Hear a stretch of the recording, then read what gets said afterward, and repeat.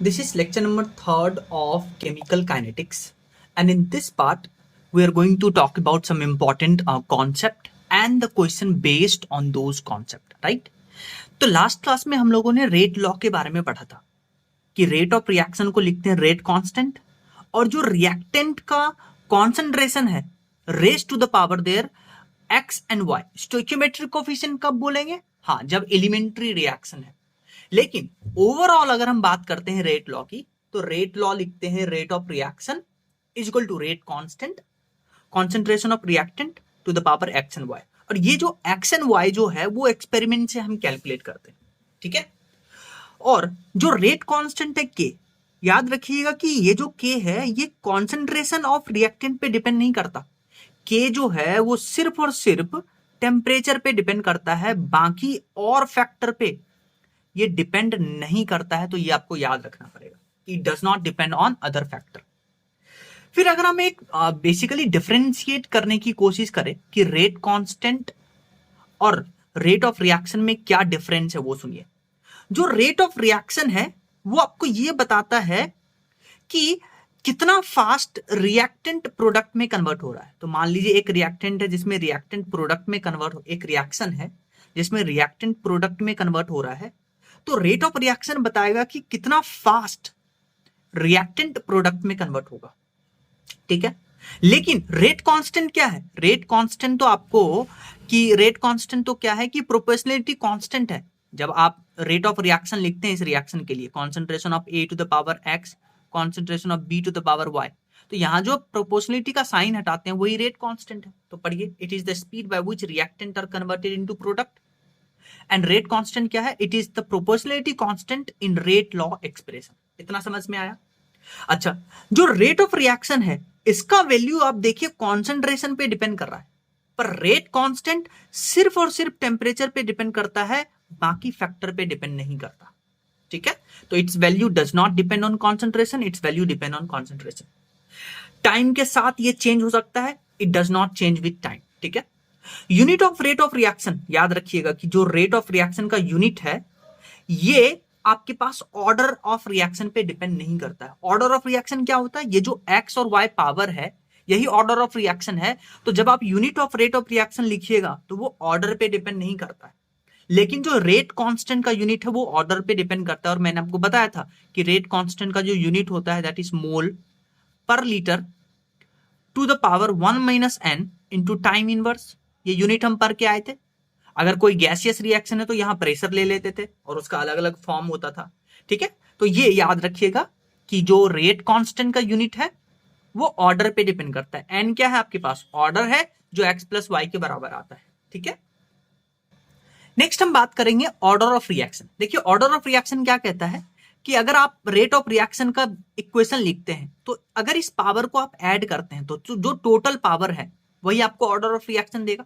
तो क्या होता है? It is sum of power of concentration terms in rate law expression. ये आपके पास रेट लॉ की एक्सप्रेशन है। जो कॉन्सेंट्रेशन टर्म्स का पावर है उसका एडिशन आपको ऑर्डर देता है। और मैंने आपको बोला था कि एक एक्सपेरिमेंटल क्वांटिटी होता है, और अगर एक्सपेरिमेंटल क्वांटिटी है तो इसका वैल्यू पॉजिटिव भी हो सकता है, निगेटिव भी हो सकता है, और जीरो भी हो और फ्रैक्शनल भी हो सकता है, ठीक है। और ध्यान से सुनिए, ऑर्डर क्या है एक्चुअली में? रेट ऑफ रिएक्शन में जो कॉन्सेंट्रेशन किस पावर पे डिपेंड कर रहा है वही है। तो it is the dependency of rate of reaction on concentration of reactant, कि रेट ऑफ रिएक्शन कॉन्सेंट्रेशन के किस पावर पे डिपेंड कर रहा है वही ऑर्डर ऑफ रिएक्शन है, ठीक है। जैसे आप इस क्वेश्चन को देखिए, इस क्वेश्चन में आपको बोला है कि decomposition of dimethyl ether leads to the formation of CH4H2 and CO and the reaction rate. तो आपके पास रिएक्शन का रेट गिवन है R is equal to K CH3OCH3 to the power 3/2। तो ये आपके पास रेट ऑफ रिएक्शन गिवन है। तो आपको बोला है कि rate can also be express in terms of partial pressure of dimethyl ether, यानी कि ये जो कॉन्सेंट्रेशन के टर्म्स में रेट ऑफ रिएक्शन है इसको हम प्रेशर के टर्म्स में भी ऐसे लिख सकते हैं, ठीक है। अगर आपको बोला pressure is mentioned in bar, measured in bar and time in minute, then what will be the unit of rate and rate constant. तो आपको रेट ऑफ रिएक्शन का यूनिट पूछा है और आपको रेट कांस्टेंट के का यूनिट पूछा है।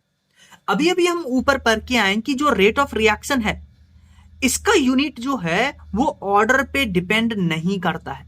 ये पर क्या है, लेकिन जो रेट कांस्टेंट है इसका यूनिट जो है वो ऑर्डर पे डिपेंड करता है। अभी हम पढ़ के आए हैं, तब आप देखिए रेट ऑफ रिएक्शन का यूनिट क्या होगा। अगर हम प्रेशर बार में लिखते हैं तो ये हो जाएगा बार पर मिनट, और बार में लिखना है और यूनिट ऑफ रेट कांस्टेंट उसको लिखेंगे bar to the power 1 minus n into time inverse.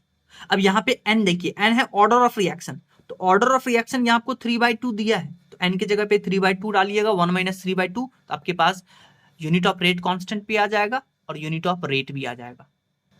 Next question देखिए, इसमें आपको बोला है कि ये गैसियस रिएक्शन है A+2B गिव C, और इसका आपको rate of reaction, rate law आपको ऐसे गिवन है, ठीक है। आपसे पूछा है find the effect on rate of reaction, यानी R पे इफेक्ट बताइए कब, जब आप A और B का कॉन्सेंट्रेशन ट्रिपल करते हैं और प्रेशर ऑफ B को हम हाफ करते हैं, सिर्फ प्रेशर ऑफ B को हाफ करते हैं। और तीसरा क्वेश्चन पूछा है volume of container is reduce to 1/4 of initial volume, तो आपको बताना है कि रेट ऑफ रिएक्शन पे क्या इफेक्ट पड़ेगा। अब ध्यान से सुनिए, पहला हम क्वेश्चन को टारगेट करते हैं।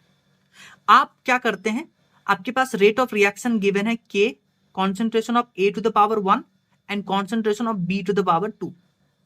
अब आप क्या करिए, पहले आप इसका इनिशियल रेट ऑफ रिएक्शन लिखिए। तो इनिशियल रेट ऑफ रिएक्शन कैसे लिखिएगा, K concentration of A to the power 1 B to the power 2। फिर आपको क्वेश्चन में बोला कि A और B दोनों का कॉन्सेंट्रेशन हम ट्रिपल करते हैं, तो ट्रिपल करते ही A हो जाएगा 3A, B हो जाएगा 3B। अब आप देखिए फाइनल कितना हो गया, 3A इंटू 3B का होल स्क्वायर यानी कि 9B और 9 या 27 यानी 27 के A टू द पावर 1 और B टू द पावर 2। ये क्या है, ये इनिशियल रेट ऑफ रिएक्शन ही तो है, तो फाइनल कितना हो गया 27 times rate of reaction, rate of initial. तो ऐसे क्वेश्चन सॉल्व करना है। फिर दूसरा क्वेश्चन देखिए, दूसरा क्वेश्चन में आपको बोला है कि प्रेशर सिर्फ और सिर्फ हम बी का हाफ करते हैं। प्रेशर किसका हाफ करते हैं, सिर्फ और सिर्फ बी का हाफ करते हैं, क्वेश्चन में आपको ऐसा बोला है। तो initial rate of reaction pressure के टर्म्स में ऐसे लिखिएगा, और फाइनल प्रेशर ऑफ ए को तो हम टच नहीं कर रहे हैं तो उसको इसलिए 1 ले लेते हैं, प्रेशर बी को हमने हाफ कर दिया तो हाफ का स्क्वायर 1/4 टाइम्स, तो जो रेट ऑफ फाइनल रिएक्शन हो जाएगा वो 1/4 टाइम्स ऑफ इनिशियल रेट आ जाएगा। फिर थर्ड क्वेश्चन में आपको बोला है जो कंटेनर का वॉल्यूम है उसको हम फाइनल वॉल्यूम जो है उसको इनिशियल वॉल्यूम का 1/4 टाइम कर देते हैं, तब आपको बताना है रेट ऑफ रिएक्शन पे क्या इफेक्ट पड़ेगा। तो आपको पता है कॉन्सेंट्रेशन होता है मोल अपॉन वॉल्यूम, क्योंकि कॉन्सेंट्रेशन एक्चुअली में मोलैरिटी तो है और मोलैरिटी मोल अपॉन वॉल्यूम। तो यहां से देखिए जो कॉन्सेंट्रेशन है it is inversely proportional to volume, तो अगर आप वॉल्यूम रिड्यूस करते हैं 1/4, तो अब आप देखिए इनवर्सली प्रोपोर्शनल है तो कॉन्सेंट्रेशन 4C के बराबर आ जाएगा, इनवर्सली प्रोपोर्शनल है। तो अब आप देखिए इनिशियल अगर हम रेट ऑफ रिएक्शन लिखिए concentration of A to the power 1 B to the power 2 दिया था आपको, तो फाइनल जो कॉन्सेंट्रेशन है वो 4C हो गया दोनों का, तो फाइनल इसको कितना लिखिएगा के 4A इंटू 4B का होल स्क्वायर, तो ये 4 चौक 16, 16 इंटू 4 64, और 64 टाइम्स हो जाएगा इनिशियल का। तो ऐसे आपको क्वेश्चन सॉल्व करना है। नेक्स्ट क्वेश्चन देखिए, इस क्वेश्चन में आपको बोला है कि एक रिएक्शन है Ma plus NB gives P। अब आपको बोला है कि concentration of both reactant is doubled, यानी कि इन दोनों का कॉन्सेंट्रेशन डबल करते हैं तो जो रेट ऑफ रिएक्शन है वो 8 टाइम्स बढ़ता है। एंड दूसरा पार्ट बोला if the concentration of only B is doubled then rate of reaction is doubled, calculate the order of reaction and rate law equation आपको बताना है।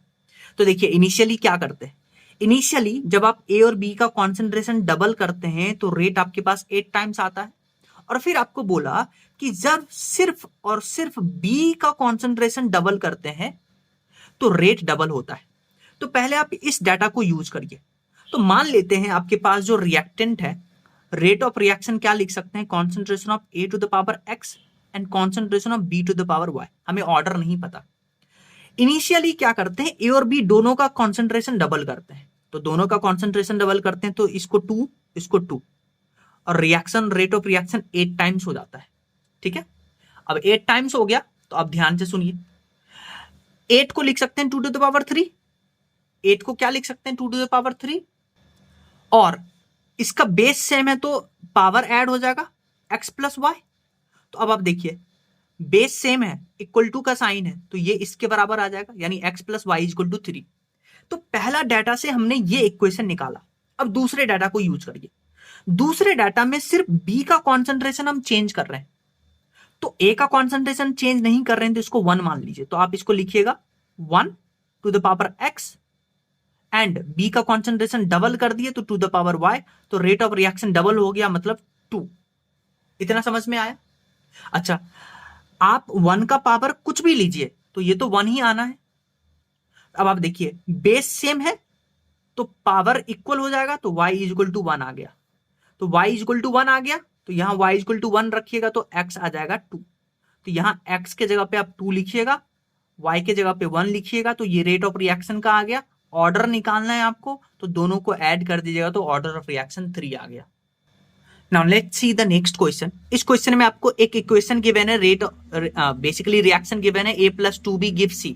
आपको इसका रेट ऑफ रिएक्शन गिवन है k a to the power 1 b to the power 2। अब आपको बोला initial pressure of a and b are 0.4 atm and 1 atm। तो ये आपके पास रिएक्शन है।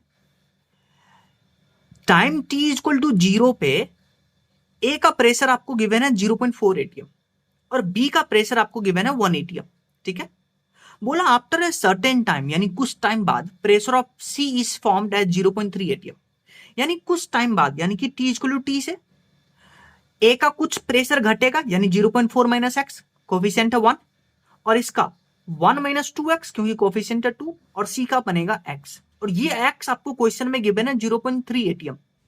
तो x आपके पास मिल गया 0.3 atm। तो कुछ टाइम बाद जो a का प्रेशर बचेगा वो 0.4 माइनस एक्स, मतलब 0.4 माइनस 0.3 ये 0.1, और 1 माइनस 2x ये बचेगा 0.4। तो अब आपके पास t टाइम बाद a का प्रेशर आ गया, b का प्रेशर आ गया। ठीक है, और रेट लॉ आपके पास ऐसा गिवन है। तो देखिए ध्यान से, r इनिशियल क्या है? इनिशियल में a का प्रेशर था 0.4 और b का प्रेशर था 1, तो ये इनिशियल हो गया। तो इनिशियल आपके पास रेट ऑफ रिएक्शन इतना आया। फिर फाइनल जो a का प्रेशर आ गया वो 0.1 और b का प्रेशर आ गया 0.4, तो इसका स्क्वायर करिएगा तो ये आ जाएगा 0.016। अब फिर आप दोनों को डिवाइड कर दीजिए, क्योंकि आपको पूछा है find the ratio of new rate of reaction and initial rate of reaction, तो दोनों को डिवाइड करिएगा, आंसर आ जाएगा। नेक्स्ट क्वेश्चन देखिए, इसमें क्या किया है, आपको एक टेबल बनाया है। टेबल बना करके आपको ए और बी का अलग अलग कॉन्सेंट्रेशन पे अलग अलग रेट आपको दिखा हुआ है, इनिशियल रेट। तो आपसे पूछा है कि सुटेबल रेट लॉ क्या होगा इसके लिए, है ना। सुटेबल रेट लॉ मतलब इन दोनों के टर्म्स में जो रेट होगा, concentration of A not to the power x and concentration of B not to the power y, तो हमें एक्स और वाई निकालना है। तो देखिए कैसे करेंगे क्वेश्चन। हम क्या करेंगे, इसमें दो डाटा को हम पकड़ेंगे, दो डाटा को पकड़ेंगे, जिसका वैल्यू सेम होगा उसको 1 मान लेंगे। तो मान लेते हैं आप पकड़िए डाटा नंबर 1 और 3 को, यानी इस डाटा को और इस डाटा को। इस डाटा में देखिए बी नॉट का कॉन्सेंट्रेशन सेम है और रेट ऑफ रिएक्शन का बेसिकली जो रेट ऑफ रिएक्शन है वो सेम है। तो जो सेम है उसको 1 मान लेते हैं। तो मान लीजिए ये आपके पास रेट ऑफ रिएक्शन लिख के आए हैं। 1 और 3 की अगर हम बात करते हैं तो रेट ऑफ रिएक्शन का वैल्यू सेम है, तो इसको 1 मान लेते हैं। और b देखिए वो भी सेम है, तो b को भी हम 1 मान लेंगे, तो 1 टू द पावर y। और a देखिए a हाफ हो रहा है, यानी a हाफ मतलब 0.012 डिवाइडेड बाय 0.024, तो ये हाफ ही तो हुआ, तो half to the power x। अब आप देखिए कैसे करिएगा, आपको क्या करना है, रेट ऑफ रिएक्शन को 1 लाना है। तो आप x का पावर कितना लीजिएगा कि ये वैल्यू 1 आ जाएगा। अगर आप x का 0 लेते हैं तभी तो समथिंग टू द पावर 0 वो 1 आ जाएगा। ठीक है, और ये तो ऑलरेडी 1 है, यानी x आ गया आपके पास, पहले मेथड से 0 आ गया। ठीक है, फिर आप 3/4 को चूज करिए, 3/4 को चूज करिए, क्योंकि a का पावर x जो है उसका वैल्यू आपको मिल चुका है। अब आपको b का पावर जो y है वो लाना है, तो b का पावर y लाना है, तो a को आप कांस्टेंट लेके चलिएगा। ठीक है, जिसको लेना है दूसरे वाले को कांस्टेंट लेके चलिए, जिसका वैल्यू सेम होगा। अब आप देखिए 3/4 को देखिए, 3/4 में a का वैल्यू सेम है तो a का 1 ले लेंगे। ठीक है, a का 1 ले लेंगे, 1 टू द पावर x। और b देखिए इतना से इतना हो रहा है, यानी b हाफ हो रहा है देखिए, और जो रेट ऑफ रिएक्शन है वो कितना हो रहा है 1/8 टाइम्स। इसको आप ऐसे अरेंज करके देख लीजिए। अब आप देखिए ये वैल्यू तो पूरा 1। अब आप देखिए इसको क्या लिख सकते हैं 1/8 को, 1/8 को लिख सकते हैं 1/2 टू द पावर 3 और ये आ गया 1/2 टू द पावर y, ऐसा आ गया। तब आप देखिए बेस सेम है, बेस सेम है तो y का वैल्यू कितना आ जाएगा 3, y का वैल्यू कितना आ गया 3, तो b का जो पावर है वो 3 आ जाएगा। तो ये आपके पास आ गया रेट ऑफ रिएक्शन का, और ऑर्डर ऑफ रिएक्शन 3 + 0 यानी 3 के बराबर।